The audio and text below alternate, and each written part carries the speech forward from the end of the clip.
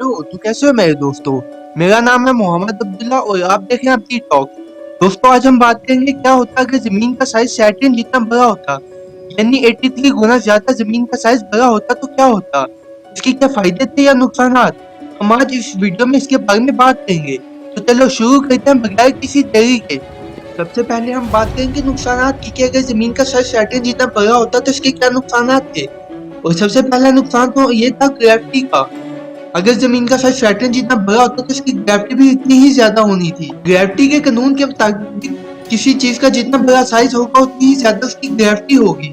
और ग्रेविटी ज्यादा होने की वजह से हवा में उड़ते परिंदों को हवा में उड़ते वक्त बहुत सी मुश्किलात का सामना होना था, यानी कि उनको ज्यादा जोर लगाना पड़ना था हवा में उड़ते वक्त। और हमारे खलाई त्यारों को हवा में उड़ते वक्त ज्यादा जोर चाहिए होना था और हमें अपने घर मजबूत बनाने पड़ने थे ताकि ग्रेविटी में उनका असर कम हो। और ज्यादा ग्रेविटी की वजह से हवा में उड़ते एस्टेरॉयड हमारी जमीन की तरफ खींचे चले आते, जो कि बहुत बड़ी तबाही का सबब बन सकते थे। हम ऐसे इलाके देखते हैं जहाँ सूरज की रोशनी नहीं पहुँच पाती, जिसकी वजह से वहाँ इतनी ठंड होती है कि इंसान का वहाँ जिंदगी गुजारना नामुमकिन है। अंटार्कटिका की मिसाल आप सबके सामने है। और अगर जमीन का साइज सैटर्न जितना बड़ा होता तो यहाँ कई ऐसे इलाके होने थे जहाँ सूरज की रोशनी नहीं पहुँच पानी थी और ठंड की वजह से उन इलाकों में जिंदगी गुजारना नामुमकिन होना था। और कुछ इलाके तो ऐसे होने थे जहाँ इतनी गर्मी पड़नी थी कि वहाँ भी इंसान गर्मी की वजह से जिंदा नहीं रह सकता था। देखते हैं कि साइंसदान पूरी तरह से कोशिश कर रहे हैं कि कोई प्लेनेट ढूंढा जाए जहाँ इंसानी जिंदगी गुजरी जा सके। और उसकी सबसे बड़ी वजह यह है कि इंसान की आबादी दिन ब दिन बढ़ती जा रही है और एक वक्त ऐसा आएगा कि जमीन में खड़े होने के लिए जगह भी नहीं बचेगी।